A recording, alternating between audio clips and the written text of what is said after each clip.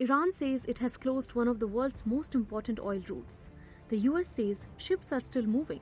So is the Strait of Hormuz actually open or closed?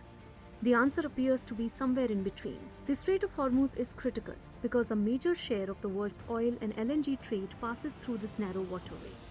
That is why even the threat of disruption can rattle global energy markets.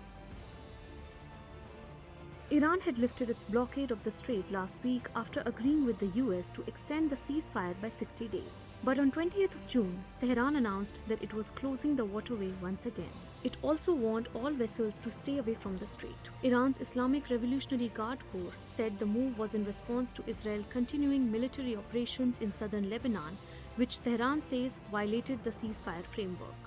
But the US quickly disrupted Iran's claim. US Central Command said commercial vessels were still moving through the strait. According to Central Command, 55 merchant vessels crossed the waterway on 20th of June, carrying more than 17 million barrels of oil and other cargo. Shipping data also showed that several tankers completed their transit. 3 Indian-flagged oil tankers crossed the strait on 20th of June, and according to Bloomberg, 4 Qatar-controlled LNG tankers were entering the strait on 22nd of June despite reports of the blockade. So what does this tell us? Traffic has slowed.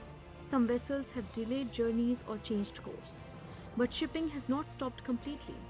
That suggests Iran's announcement has created uncertainty and disruption rather than a fully enforced maritime blockade.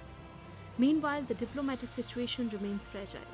US President Donald Trump has threatened to resume attacks on Iran, even as US Vice President J.D. Vance has held talks with Iranian officials in Switzerland. For now, the Strait of Hormuz appears restricted, not fully closed. But as long as tensions remain high, even the threat of disruption is enough to keep oil markets on edge. Follow Business Standard for more such stories.